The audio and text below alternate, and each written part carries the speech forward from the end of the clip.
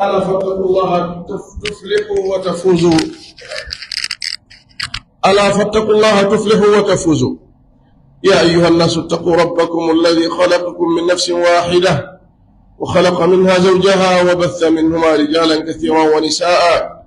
واتقوا الله الذي تساءلون به والأرحام إن الله كان عليكم رقيبا. أيها المسلمون، نلتقي في هذا اليوم العظيم، يوم عيد الفطر المبارك، يوم فرح وسرور ويوم جائزة للصائمين، يوم تتجلى فيه معاني الأخوة الإسلامية والمحبة والتكافل بعد أن ودعنا شهر رمضان المبارك، ذلك الشهر الذي كان مدرسة إيمانية عظيمة تعلمنا فيه الصبر بكافة أنواعه. يا أيها الذين آمنوا اتقوا الله، يا أيها الذين آمنوا كتب عليكم الصيام كما كتب على الذين من قبلكم لعلكم تتقون. فمن خلال الصيام اكتسبنا تقوى الله عز وجل، فلله الحمد والمنة، لأن الصيام لم يشرع لمجرد الجوع والعطش، بل ليصنع إنسانا تقيا نقيا صالحا نافعا لمجتمعه ووطنه. أيتي الله سبحانه وتعالى ɗen jarnamo kanko Allah weltanomo e dow kala nema e ɓural e teddungal e yurmede. ɗen seedogo kanko tun Allah woni ko hana rewede e gonga. eɗen seedo Muhammad sallallahu alaihi wasallam ko jeyaɗo Allah nulaɗo makko, en to Allah juula e maɓɓe, o juula e ɓe gure maɓɓe ɗen, o juula e kala sahabajo maɓɓe, yo Allah juula e kala wirtirɗo ɓawo maɓɓe, ñentini sunna maɓɓe, o jokki batteji maɓɓe ɗin ila yawmiddin. Allahu amin. musidɓe tedduɓe, wasiye ɓurɗo himmude on ko neɗɗo wasiyete ko wasiye kulol Allah. hara mbiɗo wasiyo hoore am, wasiyo goto kala e meɗen nde wotidi hulata Allah e kenewo e gundowo. koɗum hulen Allah, ko ɗum maleɗen, ko ɗum foolen, ko ɗum heɓen ko wonɗen e ɗaɓɓude ko aduna meɗen ɗo e ñande dangal. jomirawo tedduɗo towuɗo mawɗon o wi hey kono yo yimɓe hule jomi moɗon, on taguɗo on immorde wonki wooti, o tagi immorde ki wonki sonna makki, o saaki hakkunde maɓɓe kamɓe ɗiɗo, geɗal ɓe ɗuɗuɓe worɓe rewɓe, o tentini hulugol mogol, o wi kori hule Allah on motoro ndirto sabu muɗum, hule Allah rentoɗon e taƴugol en ɗagiɗin sabu tabiti wonde mano Allah wonande e hoore moɗon ko aynuɗon ko renɗon. musidɓe tedduɓe, Allah tumindiri eɗen ñalande teddude ɗo,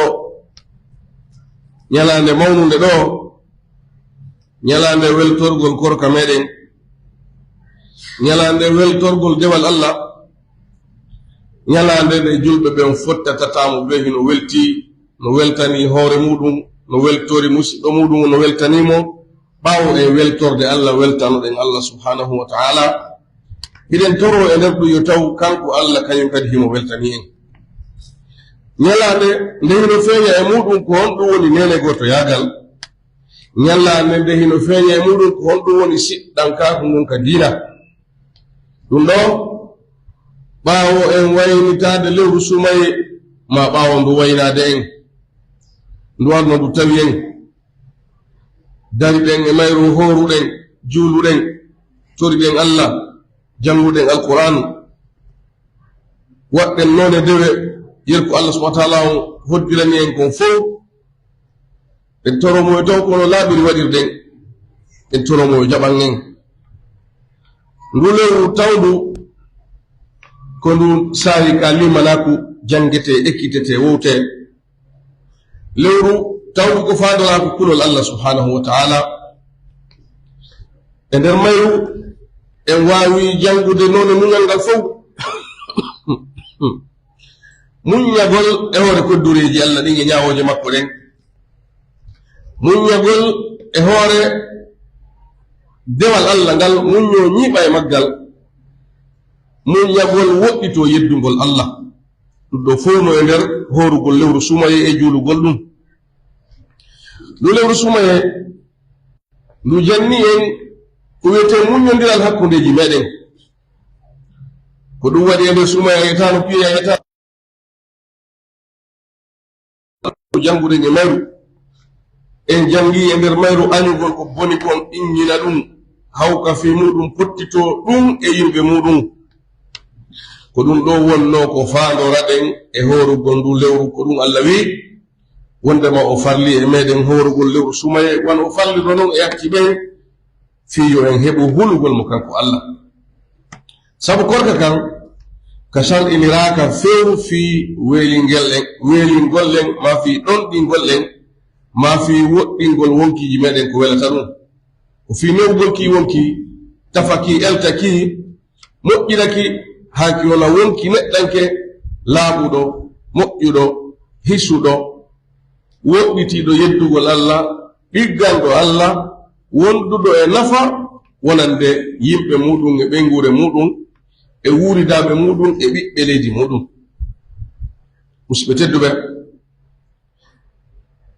ande wondema nde ñalande yiɗi ɗo tawa ko nde faandora jarnugol Allah subhanahu wa ta'ala. Allah wi walitukabbiru llaha ala ma hadakum wa la'allakum tashkurun. o wi go ko wi'a ɗon ɗo yon hooru mo heɓi nganto yo ñawlo o yoɓoya ɗum ɗo fof ko fi yon timmin limore nden mawni ɗon Allah sabu pewal ngal no fewni on ngal e bela jo on jarne mo kanko Allah yettonmo. idan hino tawa ko ngañal faandora mawningol Allah, yettamo kanko Allah, jarniramo e noneji yettugol mo e jarnugol mo ngo fof. ngañallal no faandora wurnutugol feññina nene goto yaga ngal hakkudeji meɗen, ko ɗum waɗi si zakatul fitre o shar'ina muudo on, marɓe feere ɓen yo ƴettu e ko Allah arsi ɗum kon okkora ɓe ala ɓen, fiyo nene goto yaga ngal ɓeydu feeñude, fiyo siɗɗanka kun ka diina ɓeydu feeñude, fiyo jama o fof feeñu ko neɗɗanke goto ko aaden goto, te taw fof no welti, fof no wewli, fof no haari, fof no weltori ñallal ngal. si jama on sifori ni haray jama on fof wayi wasko aaden goto. ngal ñallal hino faandora feññingol jokkere enɗal tokkugol enɗal jiɗin, ka noddidiro, ka hiwrondiro, ka neldindiro. ngal ñallal no faandora wurnutugol muññodiral ngal ɗi jamaji no mogo tani yaaɓindirte, duñindirte, guwindirte hara faandaka. no beyara no muññi, no muññani musidɗo muɗum, no wonitanomo, hino jonnamo place takko makko, hino weltorimo. ɗum ɗo fof ko fiyo ñallal ngal wonu occasion ɓurɗo e laɓede nde ɓerɗe meɗen laaɓata, nde konnaguuji e hawreji iwata hakkundeji meɗen, e nde nene goto yagal ngal e giɓgol ngol tabitata hakkundeji meɗen. musidɓe tedduɓe, hara yettoɗen nde ñalande idi men ɗo ɓaawo en daranagol o farilla Allah hoorugol lewru sumaye e kala dewe ko waɗɗen e muɗum, etoɗen ɗum ɗo fuɗɗitano en gurdam men ɗan e baa. sabu lewru sumaye ɗum mo hooriri ndu gonɗinal e hasɓitagol ka Allah, bakkatuji makko ɗin fof ndu naɓoray. ɗum no tabiti e makuji nuraɗo sa sallam ɗi buyi. en tawa Allah yo taw en heɓingal geɓal ɗon. ɗum no heɓora ka hoorugol ndu, no heɓora ka juulugol ndu, no heɓora ka ɗaɓɓugol laylatul qadri hawrodira e muɗum. ɗiɗo tati noon gotum be e muɗum e naɓo e bakkatuji maɗi fof. si ɗum woni hara e wayi o jibinaɗo hesu, idan neɗɗan kewo yo eto gurdam makko ɗan ɗan wonta hesan, ɗan wontira hesan ka ñiɓugol maccininanagol Allah. ettoɗa laɓɓina finde maɗa nden, wiƴƴitoɗa nde dara ko honɗum woni nder ton ko tawi yaada e bindi ɗin, etta ɗum wallina to dara ko yaade bindi ɗin ko fiɓa ɗum. e to gurdam maɗa wona hesan ka dewal maɗa ndaru dewal maɗa ngal weeri tangal e bindi ɗin sariyare nen kala ko tawno yaade muɗum jogoɗa tamoɗa moƴƴa wakkiloɗa kala ko tawno lutodiri wallina to kala ko tawno hiɗa wopi hiɗa acci ƴetta ɗum ɗon jogitoɗa gurdam maɗa yo won ko hesanka jikku maɗa kanedi maɗa suma ye jannima hay soni goɗɗo immike yennima ma darki fiyon piir wimo min miɗo hoori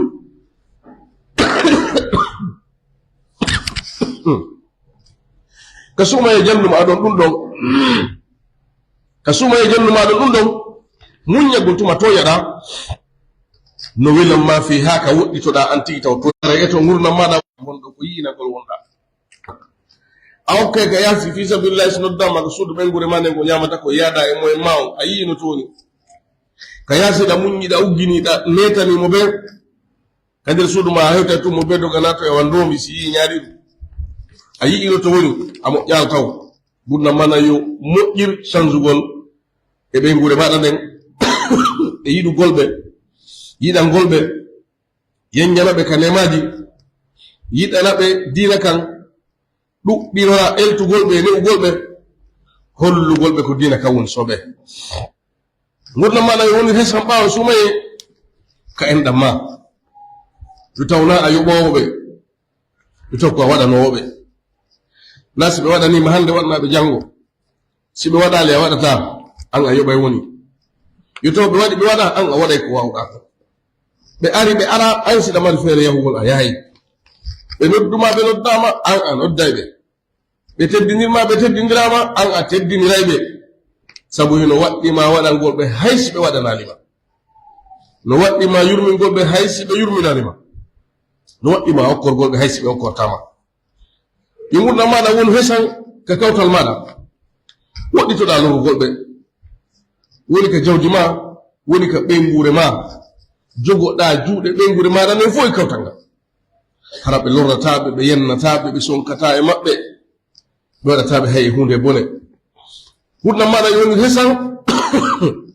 ka contribugol e lendi yo ɓuttu woɗɗitoɗa e rasis yagal e leƴƴi leƴƴi yagal wona neɗɗo ka Allah waɗuma ɗum julɗo huwa sammakumul muslimin Allah ko ɗum wi'i en julɓe woni julɗo ko Allah waɗuma pullo ma waɗuma sosojo ma maninkajo na an waɗi ɗum hoore ma kono na ɗum o innuma na ɗum o noddirma alquran on fof ko almuminun ya ayuha alladina amanu ko ɗum wona e noddede won on gomɗi ɗon won on julɗo ɗon kala wonɗo ɗon anda ko an e on ɗon hawti ko an e on ɗon jeeɗi kala wutodinɗo e ɗum ɗon anda an e on ɗon si enɗan hakkunde mon haray ko enɗan nan sayna ɗum haray hay hunde on jeeda idan changir gurdam maɗa participowo e développement leydi ndin participowo e ɓuttu leydi ndin participowo e heƴodirgol e leydi ndin e fiyo wuuride hejje hakkunde meɗen taw enen julɓe ɓen e hakkunde meɗen e ɓe Allah hawti en ɓen ka leydi ga ɓe wona ɓen julɓe Allahu akbar Allahu akbar Allahu akbar la ilaha illa Allah wallahu akbar Allahu akbar walillahi alhamd aqulu qawli hadha wastaghfirullah li wa lakum fastaghfiruhu innahu huwal ghafurur rahim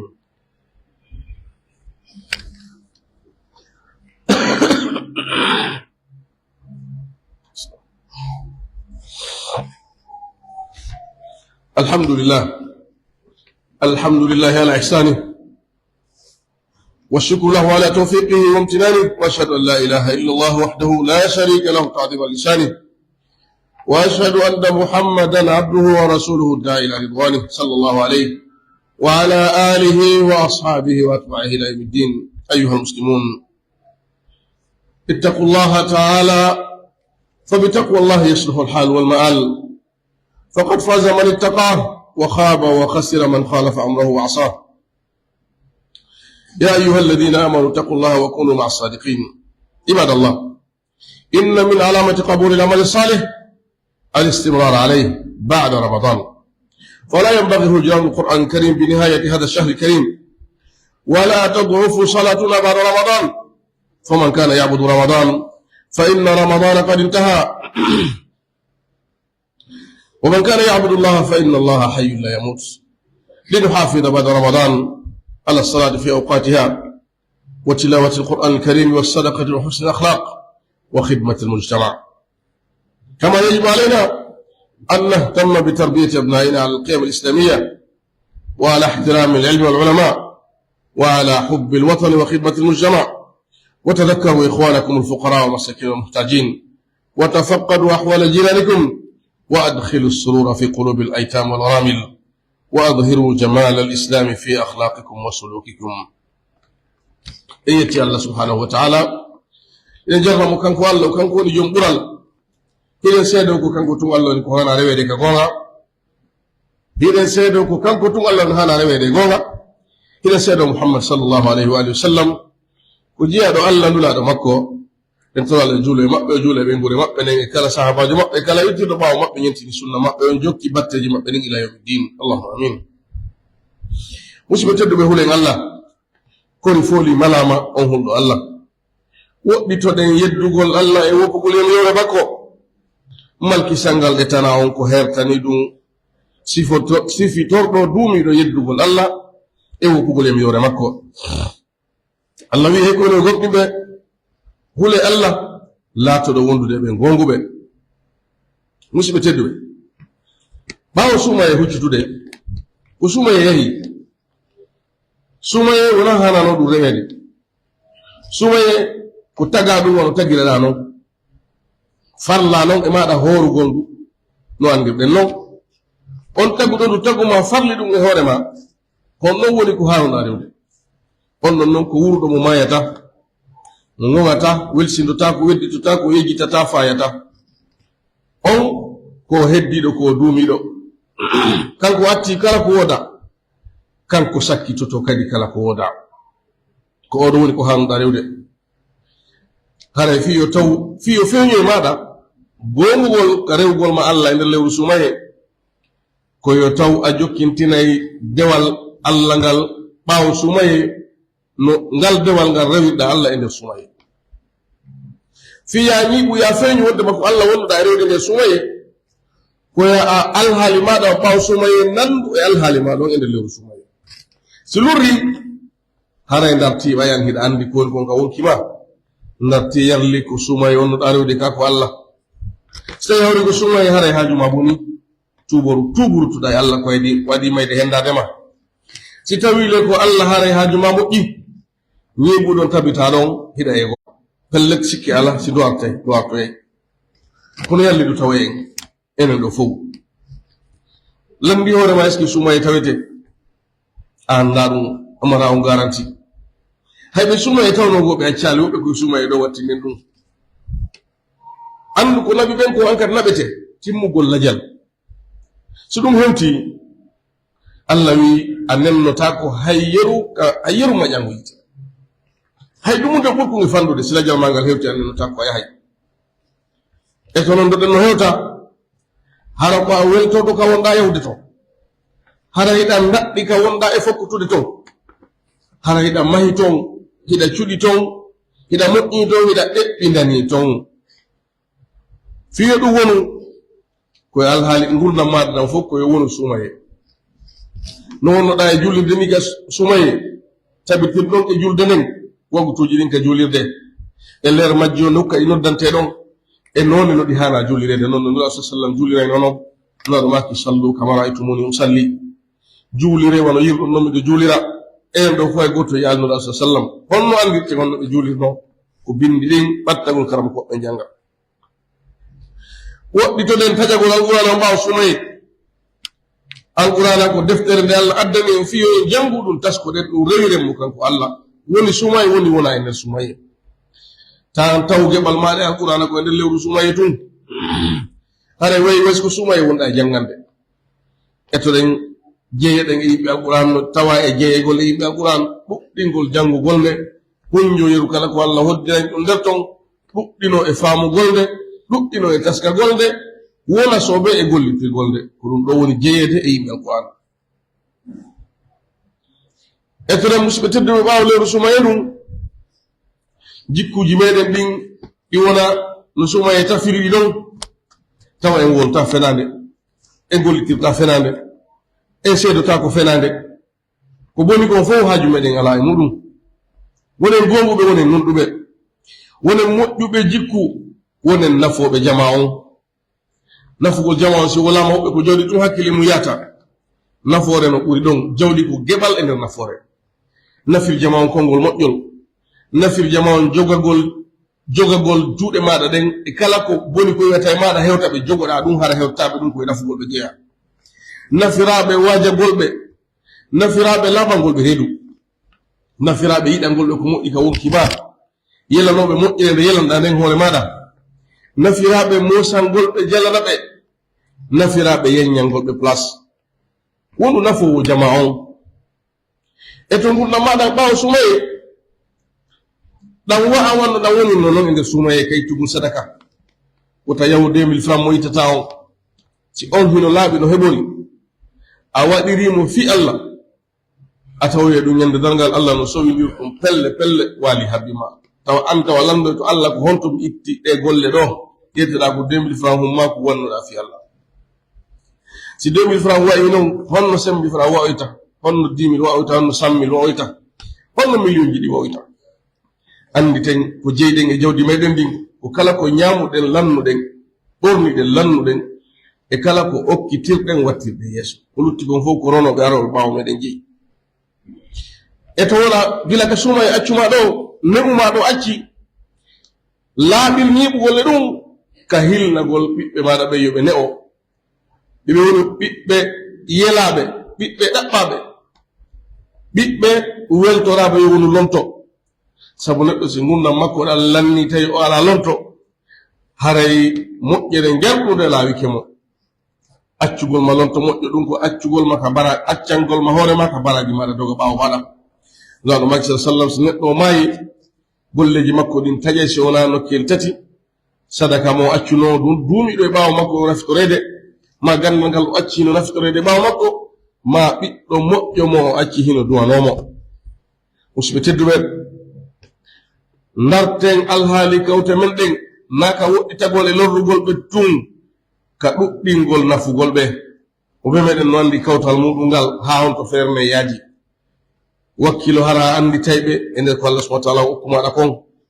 naaden welo welo e ɓerɗe maɓɓe ɗen hara en yejjitaali miskinaɓe ɓen en yejjitaali kala mo anduɗen no hato jini en yejjitaali kenguɓe ɓen en yejjitaali aliyatimaɓe ɓe faggantoɓe ɗum ɓe maayi acci ɗum feññinen ngari l'islam kin ka jikkuji meɗen e ka alhaaliji meɗen hare kono e sukaɓe wota en waɗu ngal ñallal e ñalɗi areɗi ɓaawa maggal yebbi ɗum Allah wota en sikku mayde nden ko fii nayeɓe ɓen tun mayde tettay pay ko naɓa wono ƴettirta noon mawɗo naɓa pay ko landitoyte figolle muɗum wono mawɗo landitoyte noon e to wona suka mo Allah yiɗi sabu Allah no yiɗi dewal sukaɓe ɓen Allah no manti fi sukaɓe ɓen ko ɗum annaba e makko ɓen fof ko sukaɓe ono laali mawɗo haray eto moƴƴa sabu ko pay ko moƴƴu ko suka moƴƴo wonoyta mawɗo moƴƴo ka yiɗa mawɗo moƴƴo o anndu e hino suka wonnoɗo moƴƴo ka yiɗa pay ko bonko wosi ko ñiiɓe ɗum safala wi hino mawɗo feñoyeyɗo mawɗo bonɗo feñoyeyɗo worɓe e jiwɓe e worɓe woɗɗitoɗen gillodiral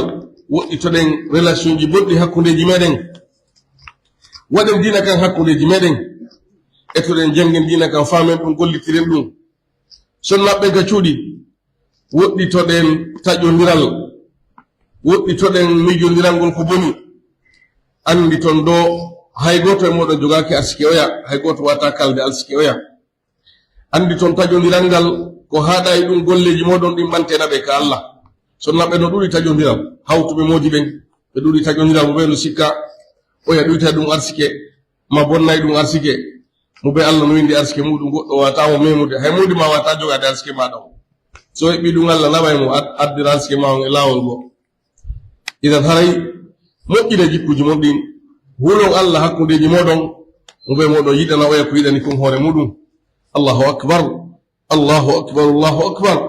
la ilaha illa Allah wallahu akbar Allahu akbar walillahi alhamd اللهم صل على محمد وعلى ال محمد كما صليت على ابراهيم وعلى ال ابراهيم انك حميد مجيد اللهم بارك على محمد وعلى ال محمد كما باركت على ابراهيم وعلى ال ابراهيم انك حميد مجيد وارض اللهم عن الخلفاء الراشدين وعن جميع الآل وصحبه الكرام، وعنا معهم بمنك وعفوك ورحمتك يا أرحم الراحمين. اللهم اعز الإسلام والمسلمين، وأذل الشرك والمشركين، ودمر أعداء الدين، وانصر عبادك الموحدين. اللهم آمنا في أوطاننا، وأصلح ولاة أمورنا، واجعل ولايتنا في من خافك واتقاك واتبع رضاك يا رب العالمين. اللهم ول علينا خيارنا، وجنبنا ولاية الفجار والأشرار يا أرحم الراحمين. اللهم إنا نسألك الهدى والتقى والعفاف والغنى، ونسألك الدرجات الأولى من الجنة. اللهم تقبل توبتنا، واغسل حوبتنا، واجب دعوتنا، وثبت حجتنا، واسم سخيمة صدورنا، واهد قلوبنا. ربنا تقبل منا إنك أنت السميع العليم. ربنا تقبل منا إنك أنت السميع العليم، وتب علينا إنك أنت التواب الرحيم، واغفر لنا ولوالدينا ولجميع المسلمين. عباد الله، إن الله يأمر بالعدل والإحسان وإيتاء ذي القربى، وينهى عن الفحشاء والمنكر والبغي يعظكم لعلكم تذكرون. واذكروا الله العظيم الجليل يذكركم، واشكروه على آلائه ونعمه يزدكم، ولذكر الله أكبر، والله يعلم ما تصنعون، والحمد لله رب العالمين.